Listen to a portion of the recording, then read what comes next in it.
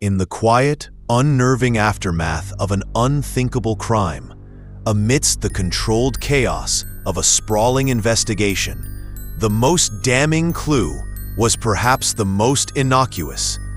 It wasn't a smoking gun bellowing its presence, or a bloody footprint screaming its origin, but a small, unassuming tan leather sheath designed for a K-bar combat knife. It lay there, almost placidly, on the bed next to the bodies of Madison Mogen and Kaylee Goncalves.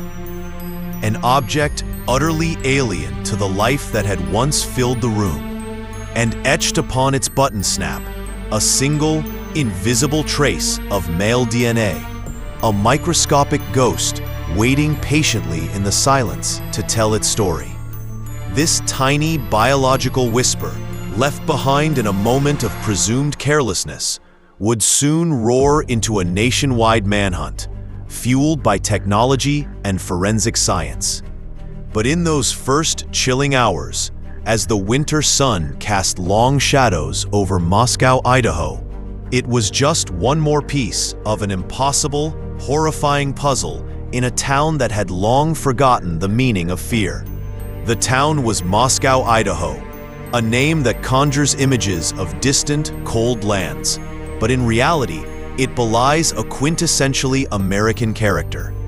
This is a college town, Heartland, America, home to the University of Idaho, a place where the rhythm of life is dictated not by the specter of violent crime, but by the steady, hopeful cadence of academic semesters. In November 2022, Moscow was cloaked in a crisp autumnal stillness, a community where front doors were often left unlocked, and the greatest anxieties revolved around final exams and weekend football games. Life revolved around the vandal spirit of the campus and the vibrant, interconnected social scene of its thousands of students. At the very heart of that scene stood a 3-story rental house at 1122 King Road. Architecturally unremarkable, it was nonetheless a landmark in the lives of many students, a place known for boisterous parties and the constant, friendly comings and goings of a wide circle of friends. It was here, within these walls, that a vibrant tapestry of youthful ambition, deep friendship, and blossoming love was about to be irrevocably and brutally torn apart. In that house lived 3 of our central figures: Madison Mogen, a 21-year-old marketing major known to everyone as Maddie, whose bright, infectious energy could light up any room. Her best friend since the 6th grade, a bond that was more sisterhood than friendship, was Kaylee Goncalves, also 21. Kaylee was a general studies major with a fiercely loyal spirit, a new Range Rover she adored, and grand plans to travel the world after her upcoming graduation, a trip she and Maddie had been planning for years. And then there was Xana Kernodle, 20, a marketing major full of life and laughter, who was dating Ethan Chapin. Ethan, also 20, was a triplet, a rarity that seemed to amplify his already sunny disposition. He was studying recreation, sport, and tourism management, a proud member of the Sigma Chi fraternity, and known for a perpetual smile that was both warm and genuine. He wasn't a resident of the King Road house, but he was an inseparable part of its fabric, especially on the night of November 12th, where he was staying over with Xana. Together, they were 4 bright lights, radiating potential, on the very cusp of everything life had to offer. Their lives were deeply intertwined by the casual, profound intimacies of friendship and love, all of them completely unaware they were living out their final, utterly ordinary hours. The night of Saturday, November 12th, unfolded with the casual, unscripted rhythm of any college weekend. Kaylee and Madison spent the evening at a popular downtown spot, the Corner Club, a place where generations of students had celebrated victories and lamented deadlines. Security cameras later showed them laughing and chatting, their faces illuminated by the glow of their phones. before ordering late-night food from the grub truck food van around 1:30 a.m. They caught a ride home, arriving back at 1122 King Road at approximately 1:56 a.m. In the hours before, Kaylee had made several calls to a former boyfriend. Calls that went unanswered, a detail that would later fuel rampant speculation, but was ultimately deemed insignificant by investigators. Meanwhile, Ethan and Xana had been at a party at his fraternity house, Sigma Chi, just a short, familiar walk away. They returned to the King Road house around 1:45 a.m., their paths nearly crossing with their roommates. The house wasn't empty. 2 other roommates were home and asleep, their bedrooms on the first and second floors providing a fragile, false sense of security. For a couple of hours, the house settled into a deceptive quiet. Phone records, a digital echo of life, showed Xana was active on TikTok at 4:12 a.m. A DoorDash delivery of Jack in the Box, a mundane late-night craving, arrived for her around 4 a.m. It's in the slender, dark sliver of time that followed, between roughly 4 and 4:25 a.m., that the unimaginable happened. One of the surviving roommates, identified in court documents as DM, was woken by what she initially thought was Kaylee playing with her dog, Murphy, upstairs. A short time later, a sound that cut through her drowsiness, what she believed was crying from Xana's room, followed by a male voice saying something to the effect of, "It's okay, I'm going to help you." Then a moment of pure, paralyzing terror. Peeking out her bedroom door for the 3rd time, DM saw a figure clad entirely in black clothing and a mask that covered his mouth and nose. The figure was a man she described as 5'10" or taller, not very muscular, but athletically built, with bushy eyebrows that were the only visible feature on his face. He walked right past her door, not seeing her, and exited through the sliding glass door at the back of the house. She stood frozen in what she later described as a state of shock, locking her door. Then, a profound silence descended upon 1122 King Road once more. A heavy, final silence that would last for nearly 8 hours. The 911 call, reporting an unconscious person, would not be made until almost noon the next day. A call placed from one of the surviving roommates' phones as friends began to gather, concerned by the silence from within. The investigation that followed was frantic and for weeks seemed disturbingly fruitless. The small Moscow police force, with a homicide rate that was virtually zero, was unequipped for the sheer scale and brutality of a quadruple murder. They were quickly joined by the Idaho State Police and the FBI, turning the small town into the epicenter of a national media storm.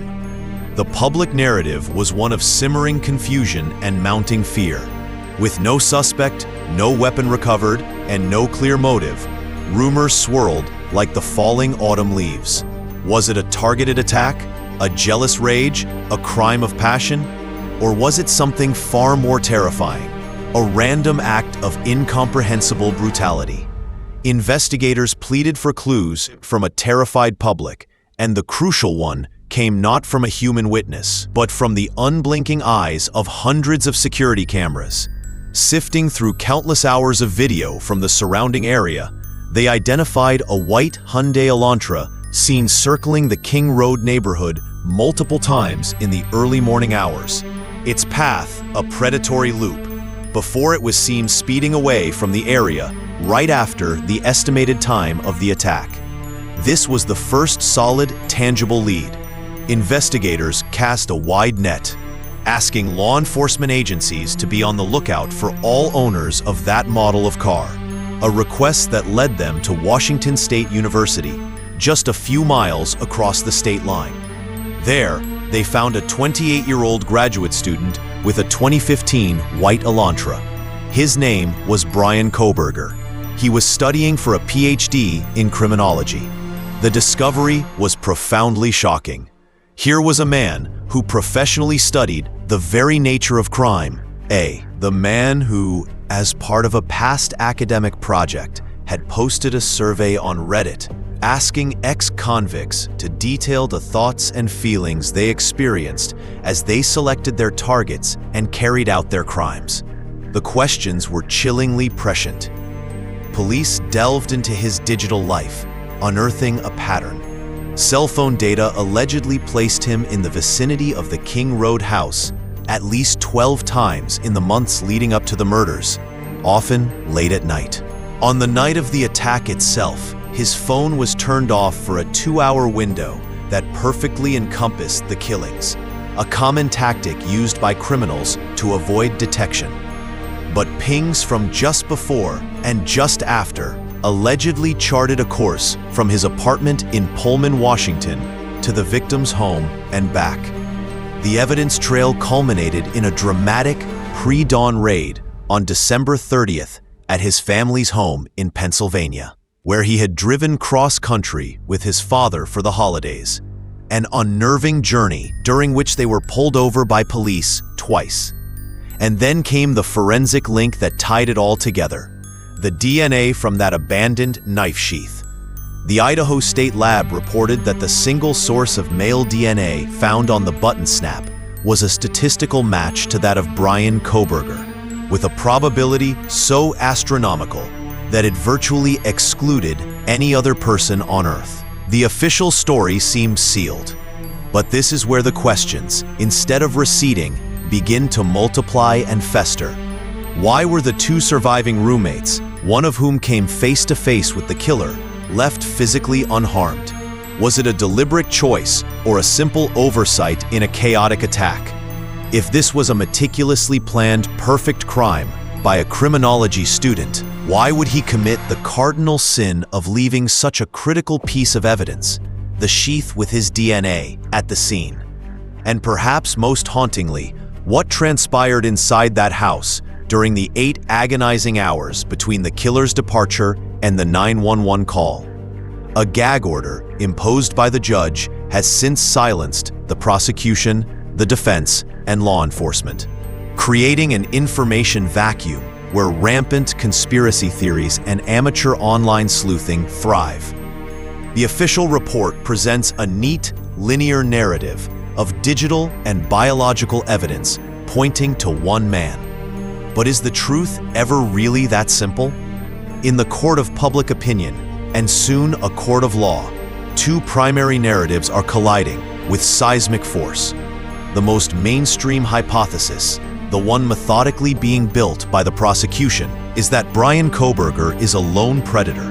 He is the modern bogeyman, the incel stereotype, the academically brilliant but socially awkward man who harbors a dark, all-consuming fascination with violence. In this version of events, he meticulously stalked, planned, and executed the murders, perhaps as the ultimate, twisted expression of his academic studies, a depraved attempt to commit the perfect crime he had only read about. The evidence is entirely circumstantial, but undeniably powerful. The car, the cell phone pings, the DNA. It paints a chilling picture of a man who allegedly stalked his victims before finally acting on his violent impulses. But then there are the other, colder possibilities that linger in the shadows, nurtured by the gag order and a determined defense team. The defense is expected to ferociously attack the state's case, arguing that Kohberger's DNA was transferred to the sheath through some unknown, innocent secondary or tertiary contact, insisting that touch DNA is not infallible and can be found in unexpected places. They may suggest the investigation was flawed, that police, under immense public and political pressure to solve the case, zeroed in on the wrong man, falling victim to confirmation bias. Some of the most persistent fringe theories continue to question the motive. Was it really random? One of the victims' families, the Goncalves, initially and vocally insisted the attacks felt targeted and personal. Could the true motive be buried in a relationship or a conflict the public knows nothing about? Was Bryan Kohberger simply a convenient suspect whose academic interests and quiet demeanor made him an easy target for a narrative-hungry public and a desperate police force. Without a confession, the why remains a gaping, echoing hole at the very center of this case. And so we are left with the chilling, protracted aftermath. A story that began with 4 vibrant young lives full of promise and ended with a global media frenzy, a constitutionally questionable gag order, and a community forever scarred. It is a uniquely modern tragedy, a case where digital footprints can track a potential killer across the country with terrifying precision. Yet the ancient, primal question of human motive remains as elusive and unknowable as ever. As the slow, deliberate legal process grinds forward, we, the observers, must ask ourselves, in a case built on a foundation of cell tower data, grainy surveillance footage, and a single microscopic sample of DNA, what is the threshold for certainty? When a man's life hangs in the balance and a community screams for justice, how do we separate the cold, hard evidence from the terrifying, unknowable darkness that can reside in the human heart?